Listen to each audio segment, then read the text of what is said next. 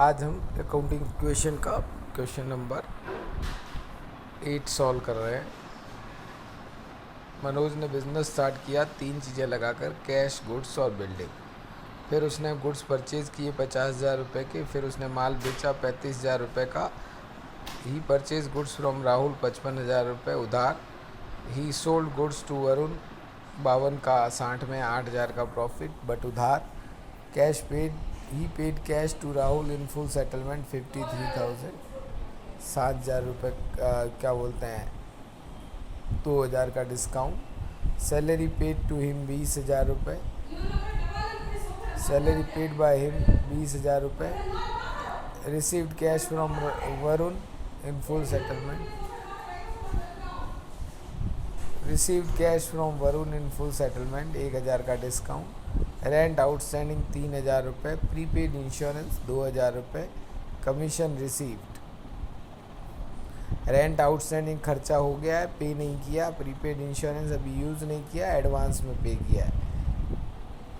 Commission received by him 13,000। Amount withdrawn by him for personal use.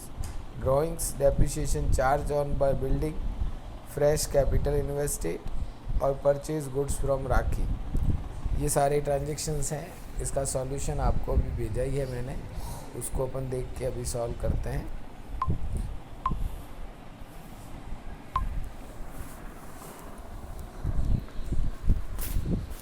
सबसे पहले 3 चीज़ें लगाकर बिजनेस स्टार्ट किया। 2,30,000 रुपये कैश, 1 लाख रुपये स्टॉक और 2 लाख रुपये बिल्डिंग, टोटल 5,30,000।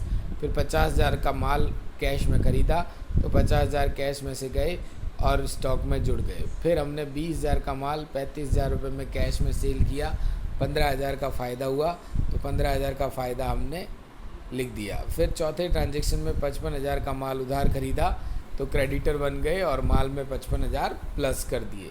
फिर 52,000 रुपये का माल 60,000 रुपये में उधार बेचा तो कैश में तो प्लस नहीं होंगे, माल में से 52 माइनस हो जाएंगे, डेटर्स में 60,000 प्लस हो जाएंगे और 8,000 रुपये का फ़ायदा। हर फ़ायदा किसका? कैपिटल का। फिर 53 आपको मिले 55 के फुल सेटलमेंट में, तो 2,000 का डिस्काउंट आपको मिला और ये डिस्काउंट आपका फ़ायदा। फिर 20,000 रुपये कैश पे किया आपने। 20,000 रुपये जो है वो मालिक की ड्राइंग्स है तो कैश में से माइनस और कैपिटल में से भी माइनस। फिर 59,000 रुपीज़ फुल सेटलमेंट में पे किए आपने। 1,000 रुपये का रिसीव किया आपने तो 1,000 रुपये का डिस्काउंट अलाउ किया, ये हमारे लिए नुकसान और नुकसान प्लस कर माइनस हो जाएगा कैपिटल में से।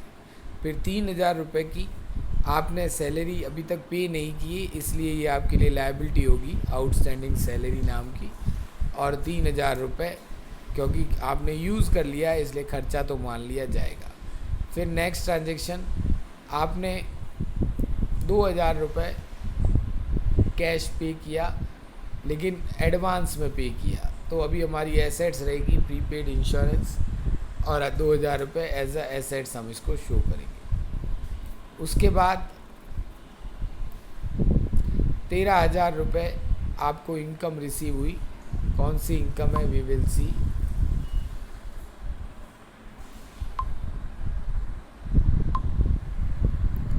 कमीशन मिला है। क्या मिला है? कमीशन।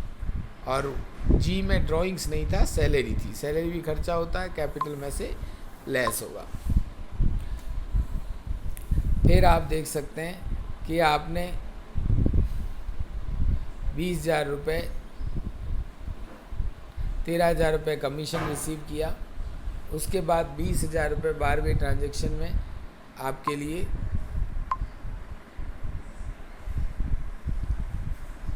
ड्राइंग्स हुई, फिर डेप्रिसिएशन, फिर एडिशनल कैपिटल।